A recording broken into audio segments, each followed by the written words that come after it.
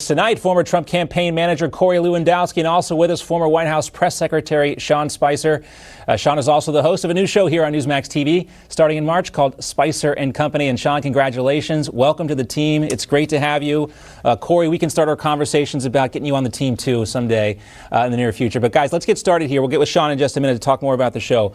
But Corey, first, your reaction to hearing the Attorney General say that President Trump's tweets make it impossible for him to do his job.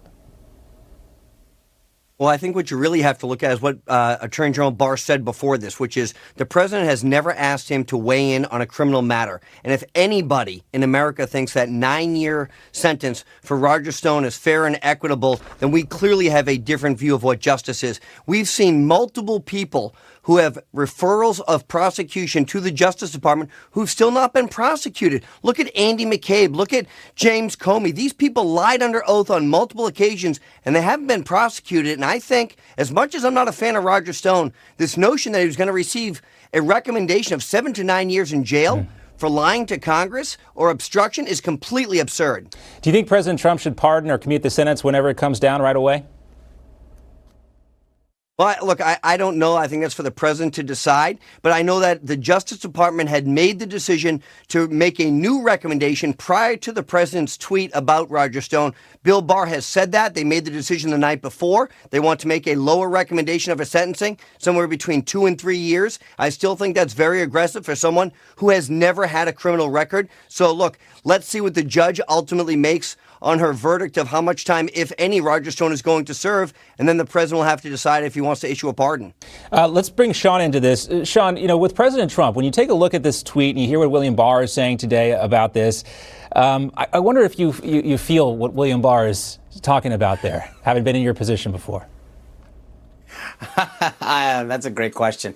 Look, I learned to deal with it. This is what makes the president who he is. He speaks directly to the American people. He has a way of an authenticity about him that's why he won, because everybody's, he can speak and put a message that people want to hear, and there's no BS, there's no poll-tested language around him, and I think that's what makes him unique. And so, I get the Attorney General's issue, but you can't throw the baby out with the bathwater. Part of why he got elected and why people love him is because he's so real and authentic. Yeah, and you hear some people talk about too his approval rating would be 5-10 points higher, maybe, guys, if he didn't tweet all this stuff so much. But let's talk about. Go ahead, can I just make one comment? Yeah, sure. When people say that, it's sort of like, look, saying if I were 6'4", I could dunk a basketball but that's who he is. And so to say if he didn't do this, but I don't know that he'd be who he was if he didn't tweet, right? Part of what people like about him is this authenticity, and so to say, well, if he just didn't do these 5 things, but then he wouldn't be Donald Trump and he'd be like every other politician. No, I see your point. I see your point. But then you also see him emerge on the world stage, and you see kind of, him get a handle around his foreign policy. He seems much more comfortable in that type of environment, Corey. And, I guess you wonder if he could get more done, if we weren't so distracted, and maybe he could get some more press, some better press, perhaps, potentially, if these tweets weren't coming up. I mean, because, how long does it take William Barr to get in touch with ABC News to get out there? He obviously wanted to send a message to President Trump. Yeah, but look, this president has had historic achievements in the first 3 years of his administration. You look at the federal judges that he's been able to put on the bench, the 2 Supreme Court justices. You look at the historic tax cuts he's done, the renegotiation of bad trade deals. NAFTA is now gone, and we've got the USMCA in place.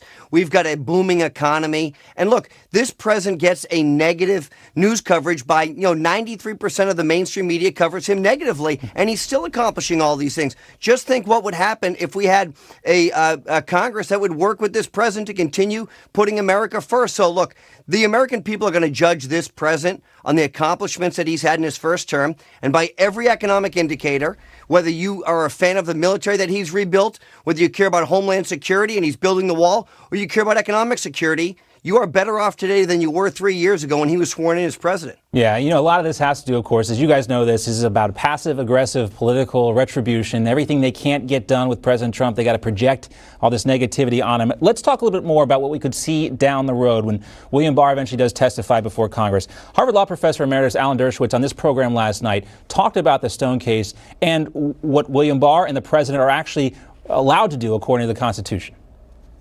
president has the constitutional authority to direct the Justice Department to recommend sentences. The president says he didn't do it in this case. He certainly has the right to express his views. Let me express my views. The sentence in this case was outrageously high, utterly irresponsible. And the prosecutors who recommended 7 to 9 years, I think the country is in better shape with them not being in the Justice Department than with them being in the Justice Department. Sean, something else we heard from William Barr, too, is he said as soon as he heard this recommendation that it was actually filed so high, he knew and he notified his inner circle immediately that the next day, even before talking to the president, that they were going to have to come out and undo it. Yeah, I mean, look, I think lying to Congress is definitely wrong. Lying under oath to a court is wrong.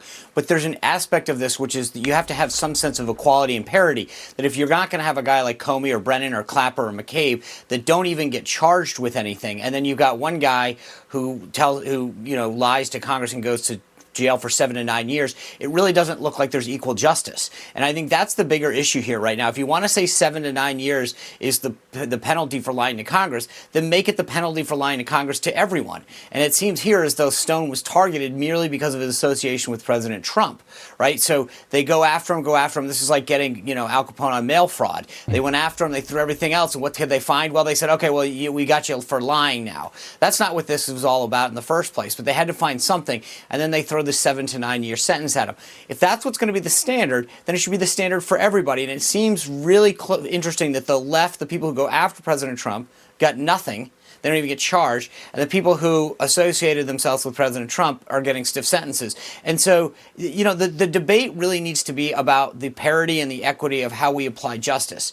Because if you want to have a standard, then it should be the standard for everybody. And it's interesting because if this were reversed, right, if you had a Democratic president and something like this was happening, there would be outrage that this is happening. But because it's on the right, everybody's going this. But there is no one who has taken like con law 101 that thinks that this is a decent sentence. Yeah, another difference, too, between Roger Stone and Al Capone. Nobody's been killed from Roger Stone. At least, nobody's making those accusations right now. Corey, great to see you, as always. You just watched Newsmax TV, America's fastest-growing news channel, now in 65 million homes. Get Newsmax TV on all the major cable systems or go to NewsmaxTV.com and click on the Find Newsmax tab to locate us. Remember, Newsmax TV, we're real news for real people.